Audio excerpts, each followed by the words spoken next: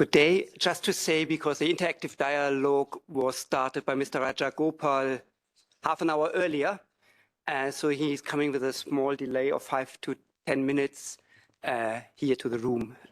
So I hope in 5 minutes he will be there and then we will start.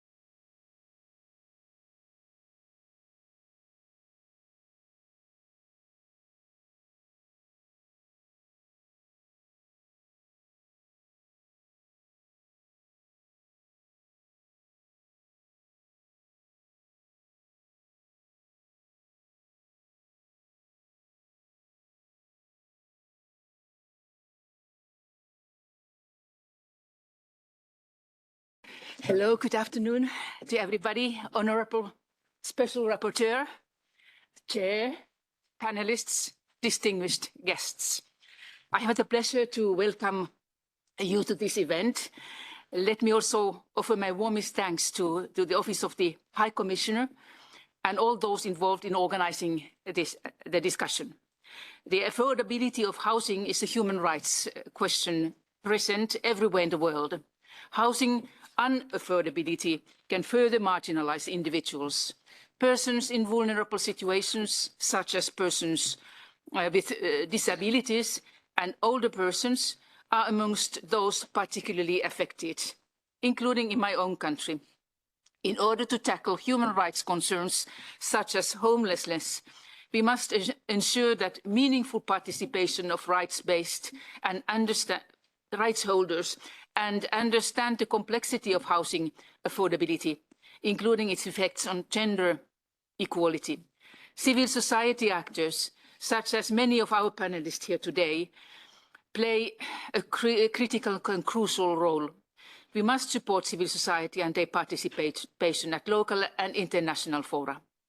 The Special Rapporteur's report on affordable housing makes clear once again the indivisibility and interconnectedness of all human rights. The right to adequate housing and, in this case, housing affordability also impacts the enjoyment of civil and political rights, such as participation. The links to other economic, social and cultural rights, such as the rights to water and sanitation and the right to health, are also evident. Finland is a strong supporter of economic, social and cultural rights. Together with Brazil, Germany and Namibia, we are presenting a resolution on the right to adequate housing in the present session of the Human Rights Council, focusing on the right to adequate housing of persons with disabilities. Together, we are also honored to co-sponsor today's event. I wish you all very fruitful discussion. Thank you. Thank you very much, Ambassador, for this introduction. My name is Antu Duong, and I am the co-director of the Global Cities Hub, and I'll have the pleasure to moderate this session today. Our organization seeks to better connect local and regional governments to our international ecosystem and to elevate the urban agenda in Geneva.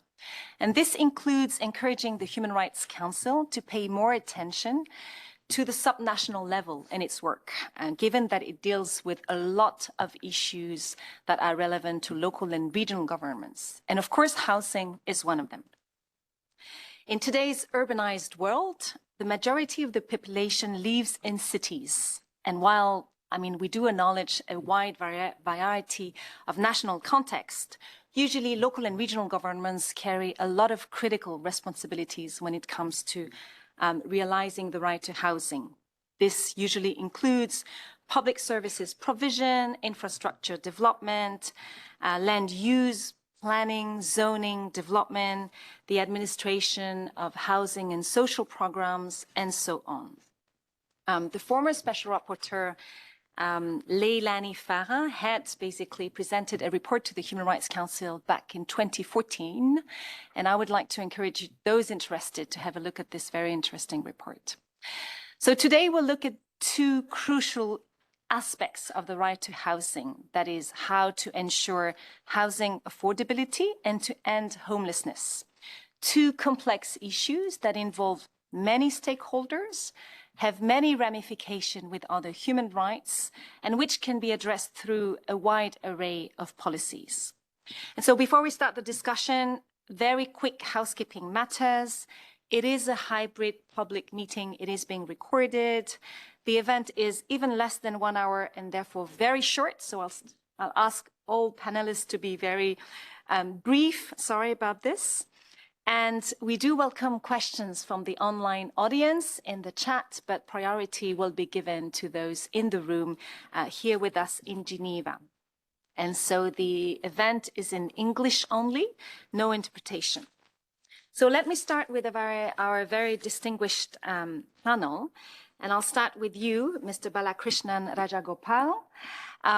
Of course, you are the UN Special Rapporteur on the right to adequate housing, and I'm not sure I need to introduce you before this audience because everyone knows you very well. But last year, you presented a report before the General Assembly of the UN on housing affordability, and you were also a member of the Academic Advisory Committee that informed the Secretary General's report on inclusive policies and programs to address homelessness. So, Mr. Special Rapporteur, could you tell us why you choose to focus on the topic of housing affordability in your report to the General Assembly? And the floor is yours.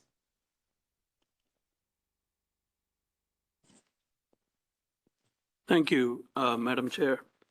Let me start by thanking Finland, Namibia, Brazil, and Germany for support in organizing this and for the mandate, of course. And also, let me thank the International Tenants Union also for this meeting.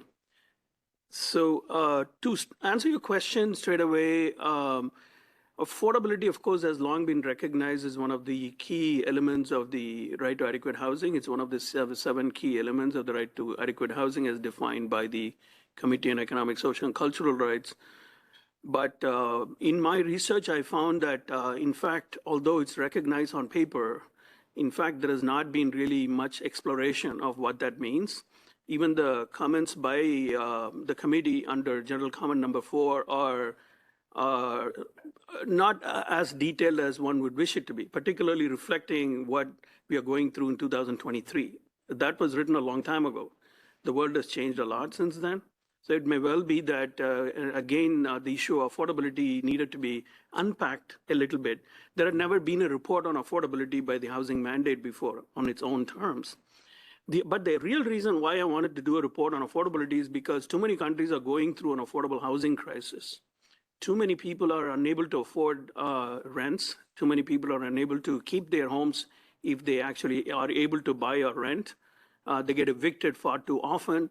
And those who evicted end up as too often as homeless persons. So there is a very direct connection between the affordability crisis and homelessness in far too many countries.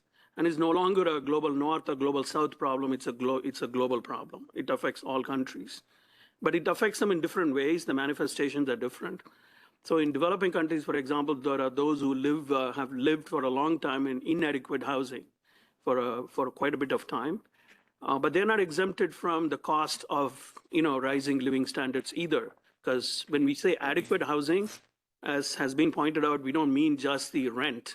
It also means the ability to have access to adequate services, for example, schooling or medical care and a variety of other things that you need to live and have a life in a way that respects all your connected human rights.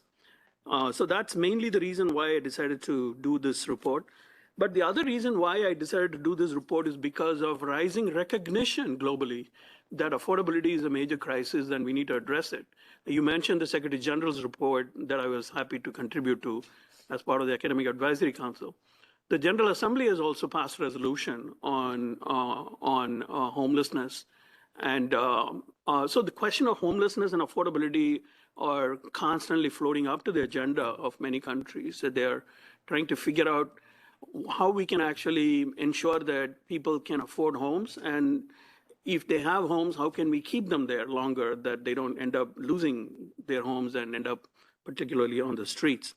Recently, I did a kind of a study tour of San Diego, for example, about which my general conclusions I've already sort of shared with the United States government. It's California, where San Diego is really the epicenter of the dynamics we are talking about in terms of affordability and homelessness.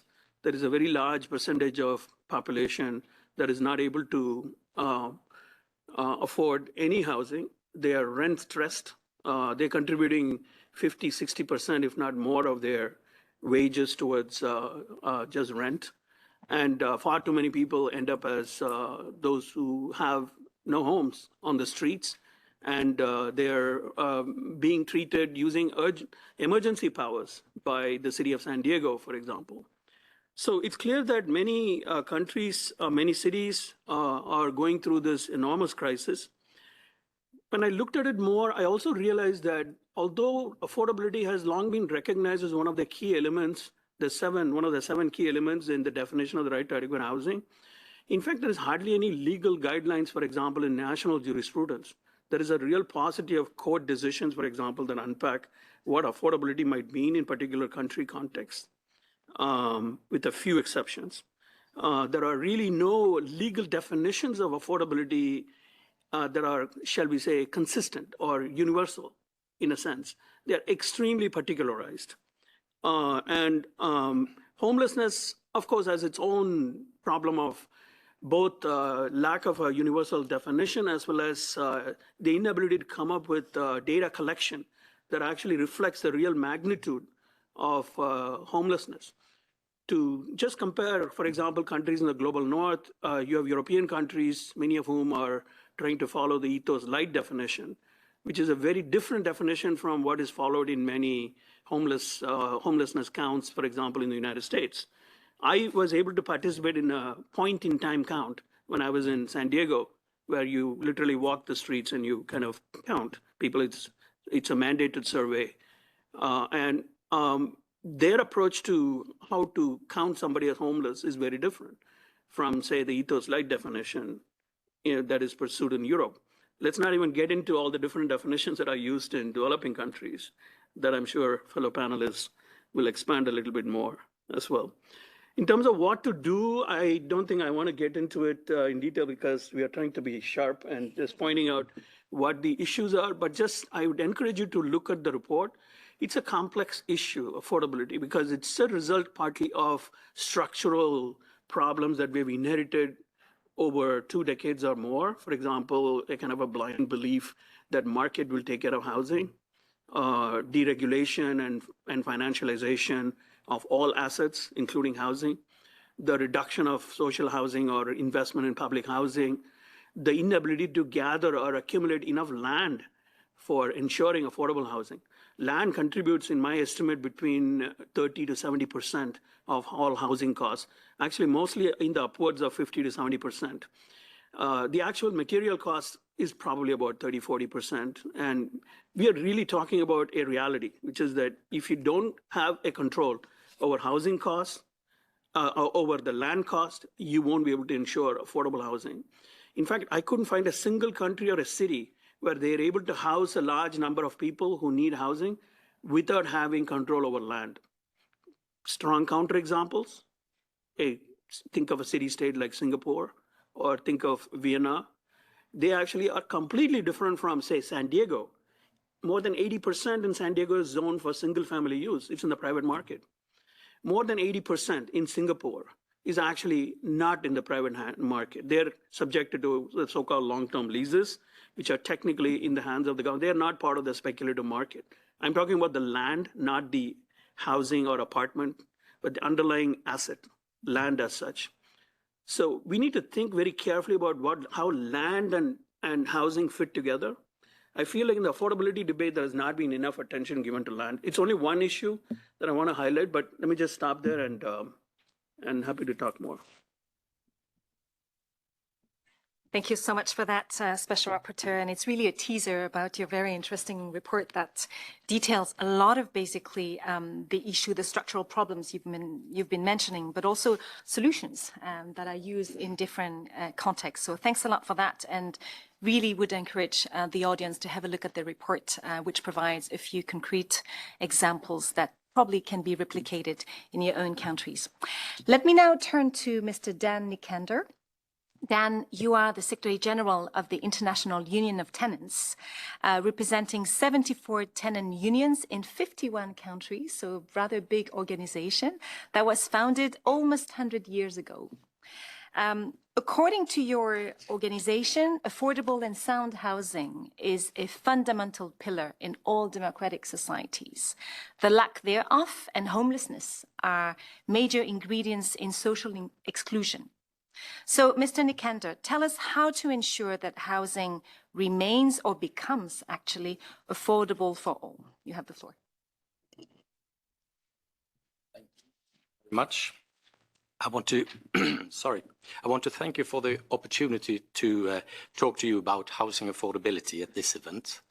However, first I would like to start by expressing my gratitude and congratulate the Special Rapporteur, Mr. Balakrishan Rajagopal, for a very good and important report on adequate housing. Housing affordability has now become a global crisis, affecting people in both low and high-income countries, but also no longer only people with low incomes, but also those with middle incomes. Over the past 50 years, housing prices in high-income countries increased 3 times more than the price of other basic services. Furthermore, up to 2.8 billion people experiencing inadequate housing, according to UN Habitat. So addressing housing affordability is therefore a matter of acute urgency. Then, how to ensure housing affordability? I want to address 3 points, which the IoT thinks are important. Point 1, it's important to focus on the market, both supply and demand. When looking at the supply side, one thing is clear. There is not enough social and affordable housing to meet the demand for it. So then what to do?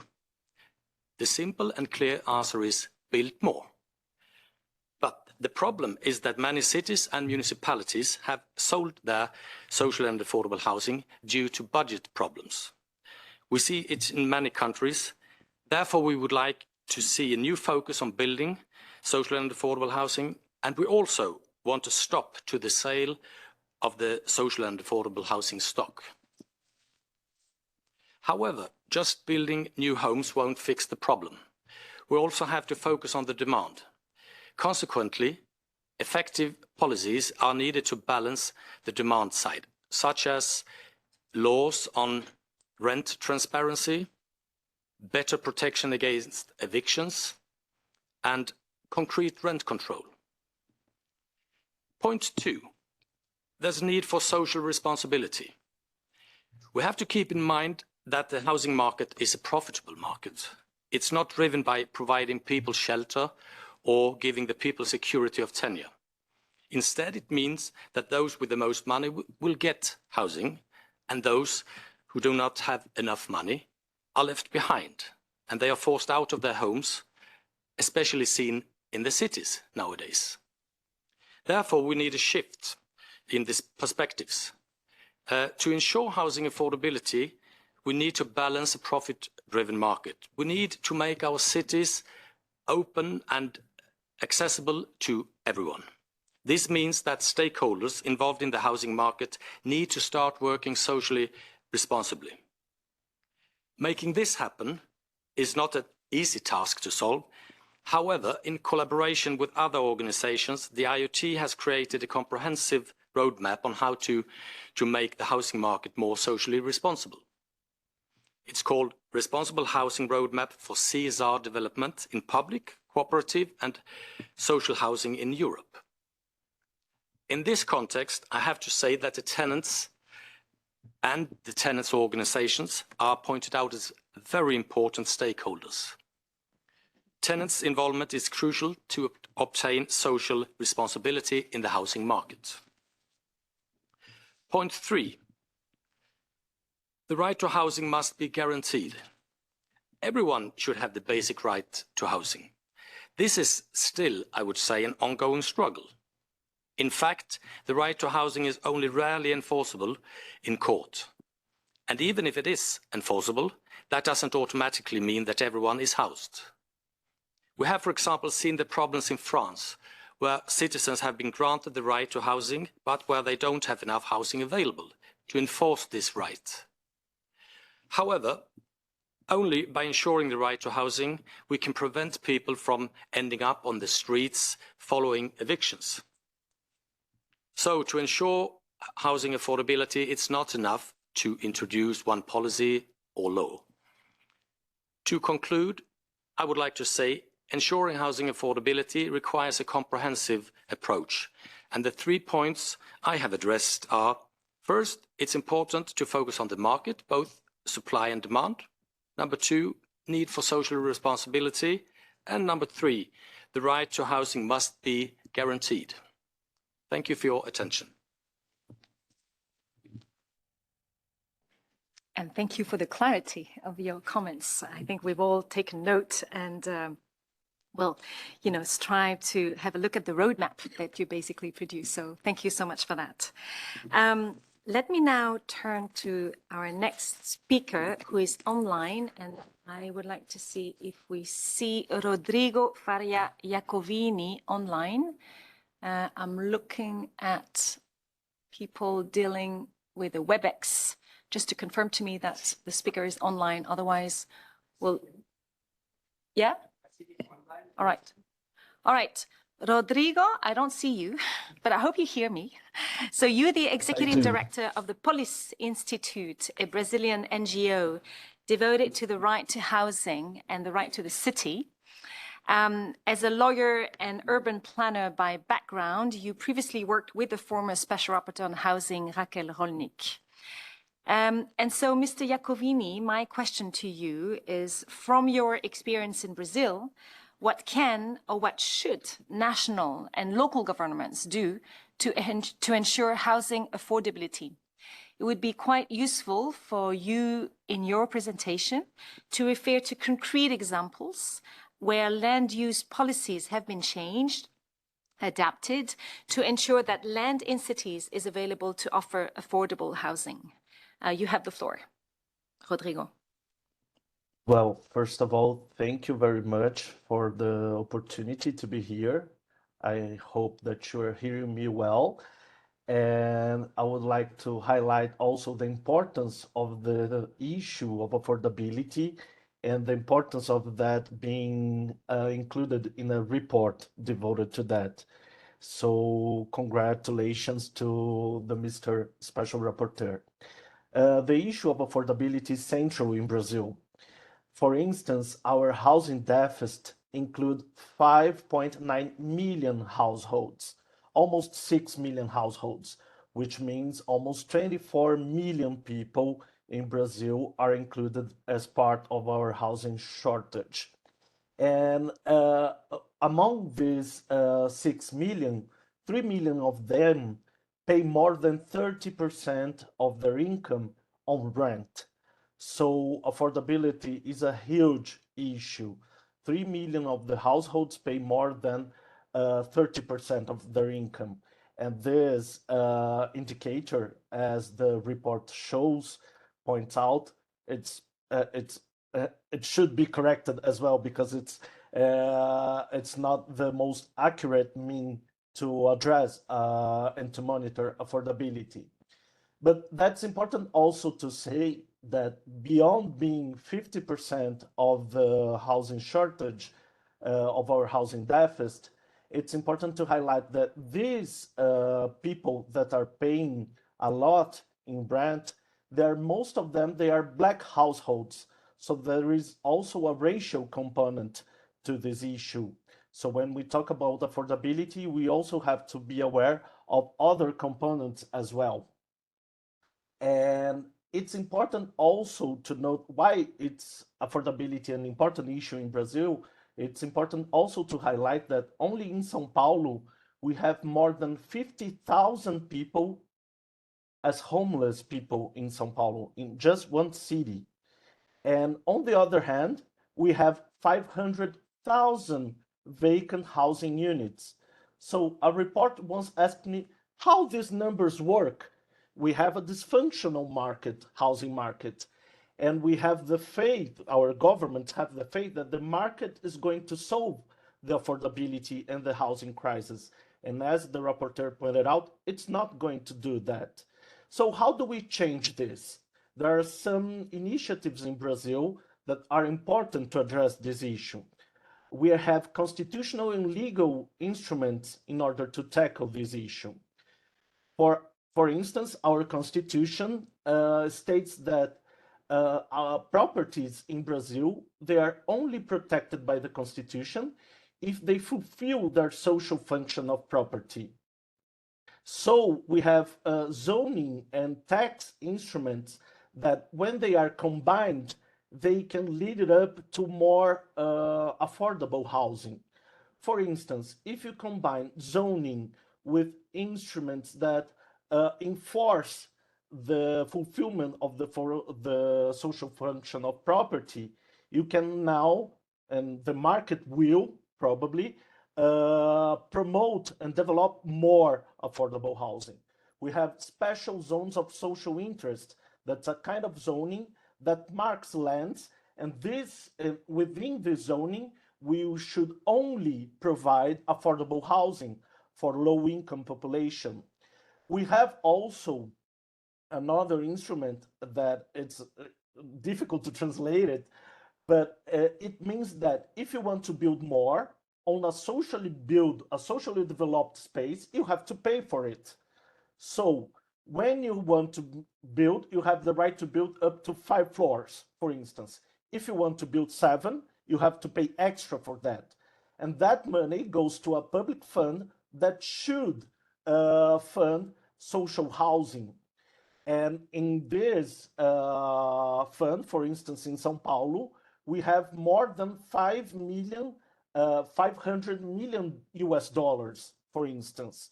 And that should be used to build social housing and to promote affordability and to promote also the rehabilitation of vacant buildings as well. But the issue is that sometimes our local governments, they prefer to invest that money in more rentable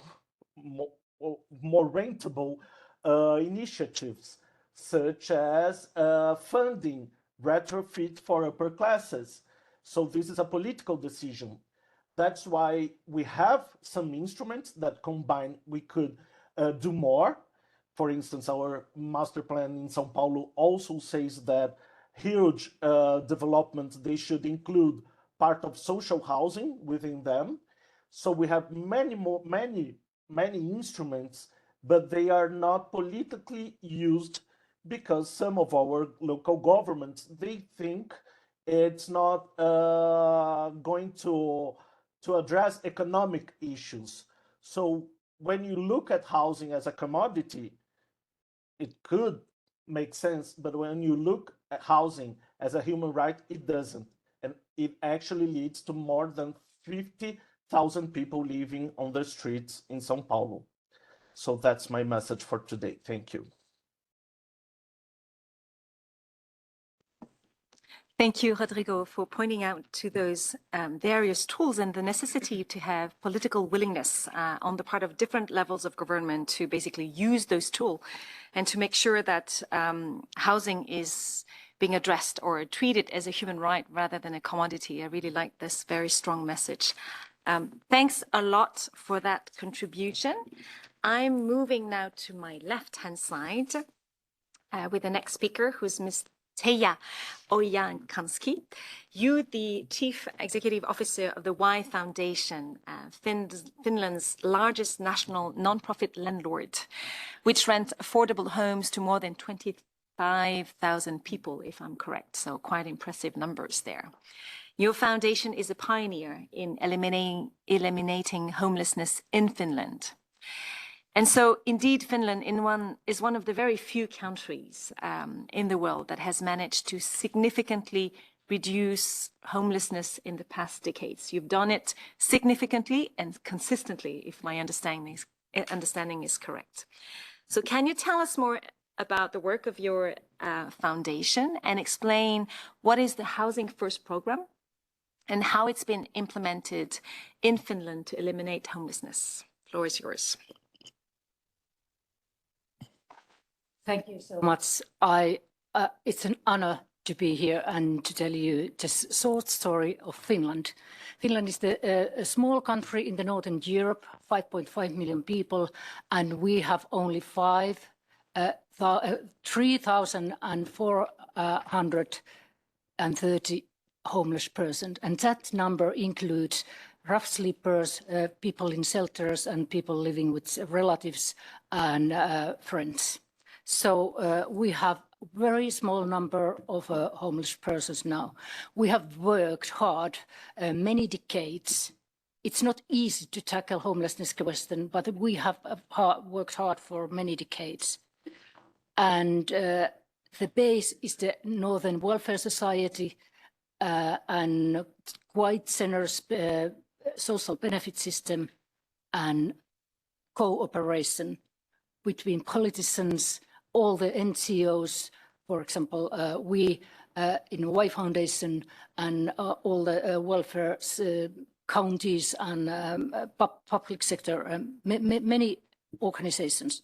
So since we started our hard homelessness work in 1985, since then we have reduced our homelessness numbers 83%. 83%, it's a lot. And we are the only country maybe in the world who has all the time been on the reducing path. So also few other countries in Europe are doing very well. And what we did, we changed our mindset to provide emergency response, to see these homeless persons as human beings and provide prevention. That's the main part of it. And if we failed in prevention of homelessness, then there's a small amount of emergency response and then a big effort to housing and support. Housing first means housing first, and then all the support, tailored support person needs. And what that means in society level? It means affordable housing stock. Finland never stopped to build state-subsidized homes for people in need, affordable homes. And we also have quite a generous general housing benefit. It guarantees that people with low incomes can keep their home. And housing counseling is part of that, to give pieces of advice that people can manage their everyday life. And also implementation of housing first. And every government since 2008 has got its in governmental program, reducing or ending homelessness program since 2008, despite the coalition of parties. And on individual level, this housing first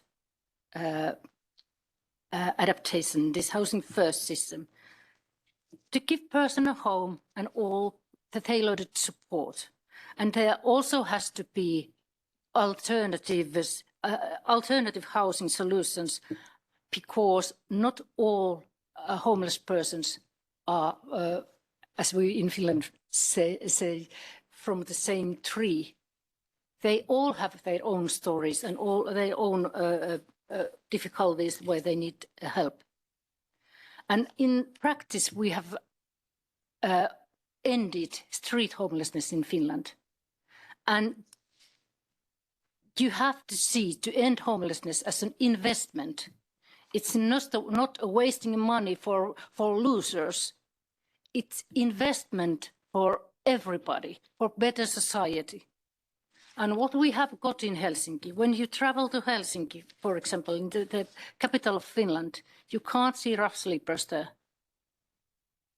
And it means it pays off for whole society. You can see that it benefits all.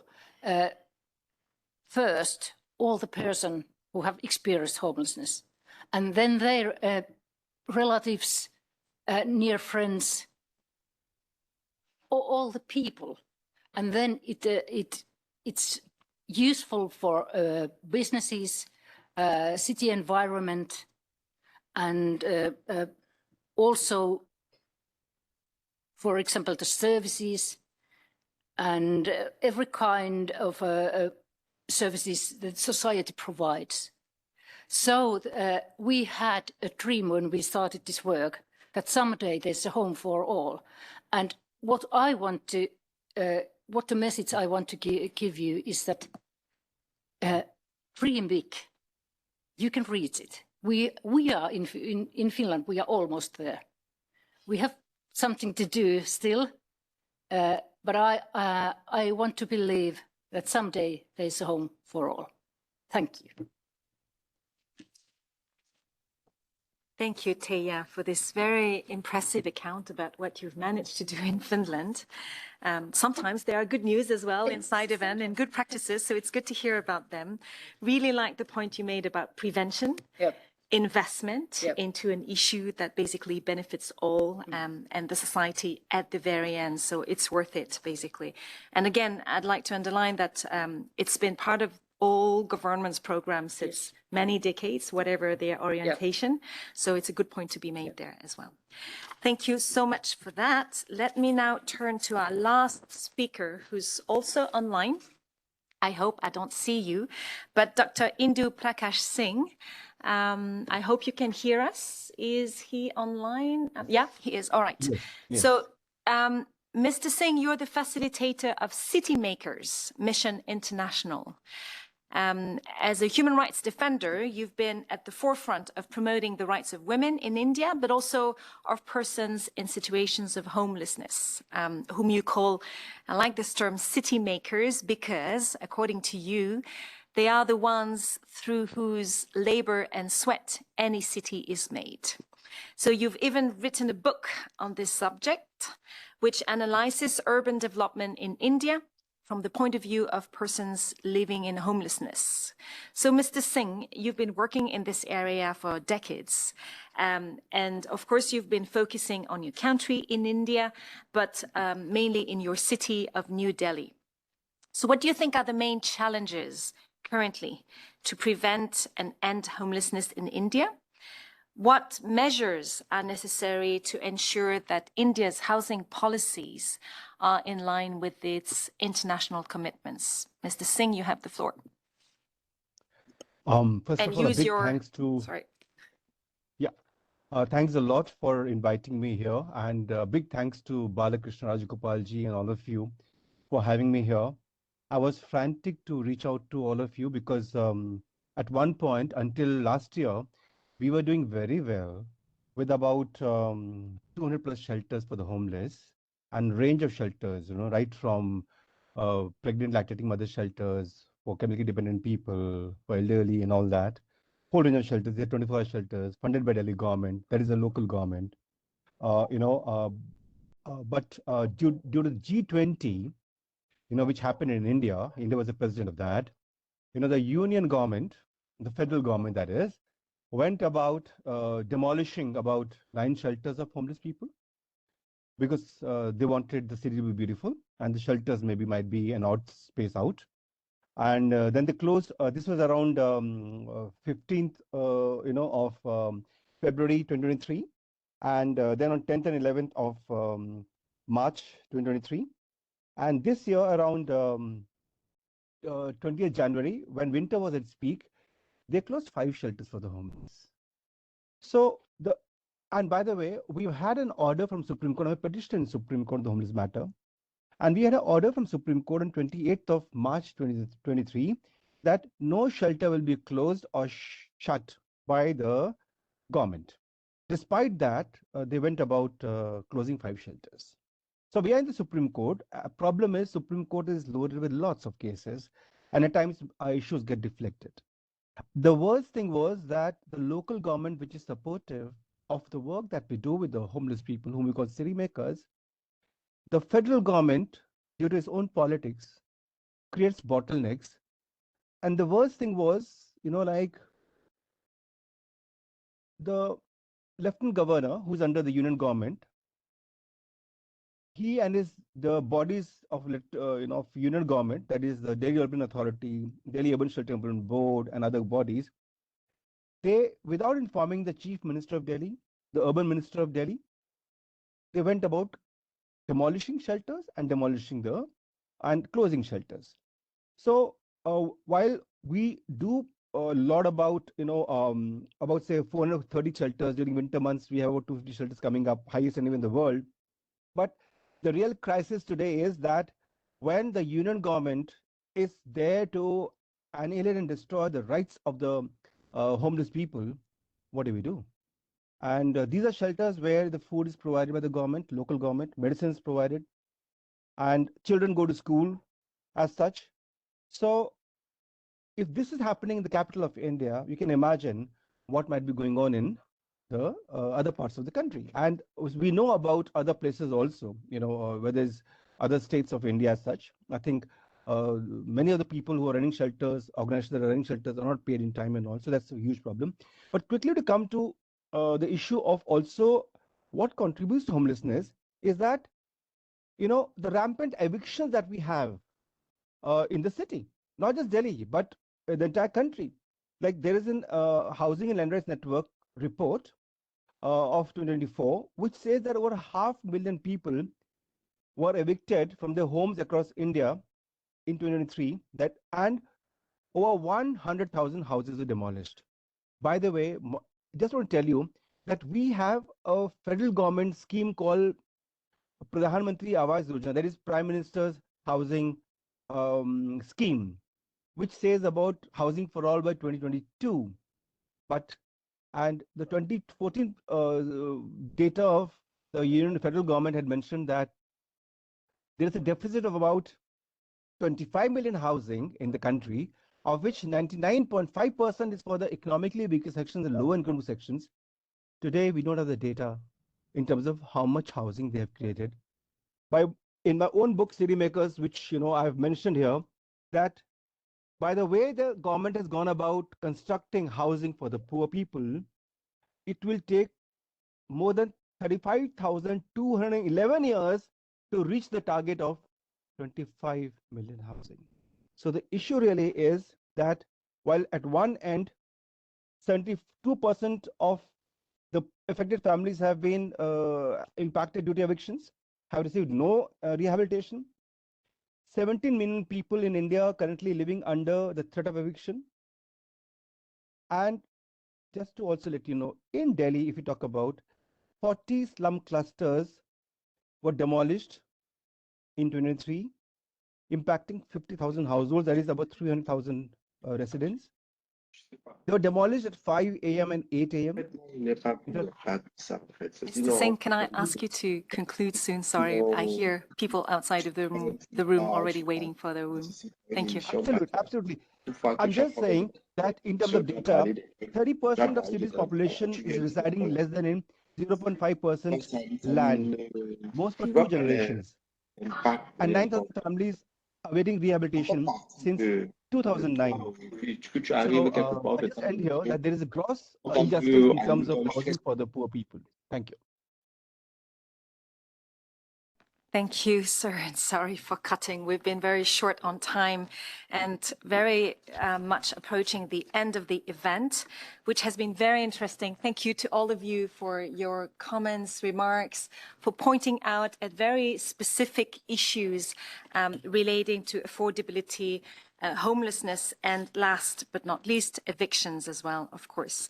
So I hope that this side event has enabled you to better understand the phenomenon of affordability, how complex it is, and the fact that really it is a result of structural problems lasting for many decades. You've heard it, there is a global crisis at the moment of housing affordability, touching the North, the South alike, touching low-income class, middle-income class. It's really everywhere. And even in Geneva, where we live, I have to say, we also suffer from housing affordability. So for that, comprehensive approaches are needed to tackle all the different multifaceted dimension of affordability. Many things have been mentioned. We must fight discrimination, we must regulate the market, provide social housing, deal with zoning properly. We need the participation of tenants, and actually you have put forward in your report a proposal to have a global declaration of tenant rights. I guess the IUT would be very interested in that initiative. I'm calling also on states to look at this recommendation that is being made to unpack it and to see what that would mean, basically. Housing is a human right, not to be treated as a commodity.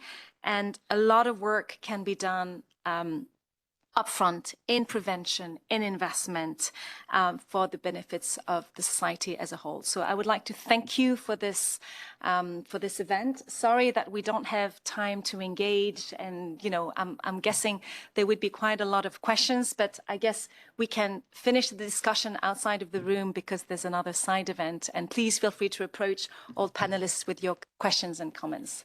Thank you so much again, and see you soon. Thank you.